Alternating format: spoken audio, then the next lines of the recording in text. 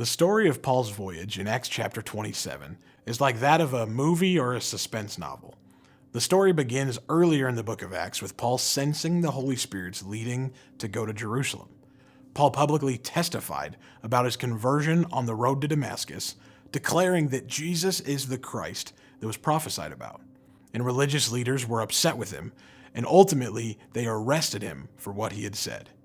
He stood before the Sanhedrin, sharing the gospel of Christ before appearing to Caesar, which is where we pick up in Paul's journey to Rome by ship. Acts 27 opens by detailing the account of boarding the ship and noting the different places where they would dock on this very journey. Paul boarded the ship along with Julius, the centurion, who was in charge of each of the prisoners. And in total, there were 276 people on board the ship, including Paul, the prisoners, the ship's owner, and the captain with his crew. And as they continued their journey to Rome, the season that was considered safe for sailing was coming to an end. And in verse 10, Paul warned Julius and the officials of the danger when he says, "Men, I believe there is trouble ahead if we go on. Shipwreck, loss of cargo, and danger to our lives as well." But the crew ignored Paul's warning, and they continued their journey to reach Phoenix, believing that it would be a safe location to spend the winter season.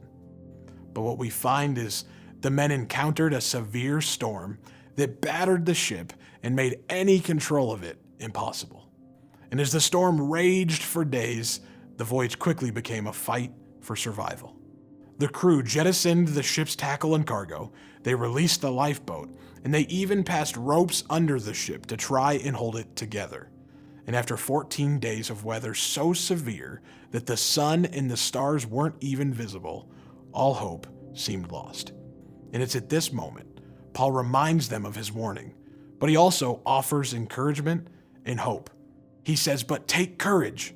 None of you will lose your lives, even though the ship will go down. Take courage, for I believe in God. It will be just as he said."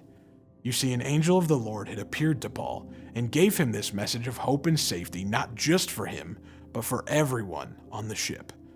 The storm continued, and it tore apart the ship, but Julius instructed everyone to swim and to make their way to land.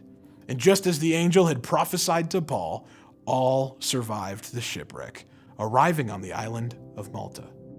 Today, my hope is that you never face a literal storm at sea like this one, but I know that as believers we will face figurative storms in life.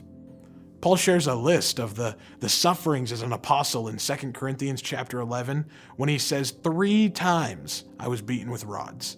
Once I was stoned, and 3 times I was shipwrecked.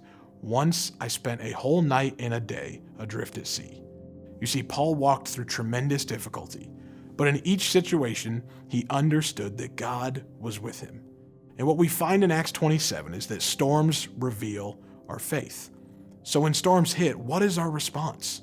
Who do we listen to? Because at first, Julius listened to the owner of the ship and the captain instead of listening to Paul's warning about the coming danger. And when the storm hit the ship, the crew and everybody on board were scared. They tried to jump ship and to save themselves because they had lost hope. But how often do we do this very same thing?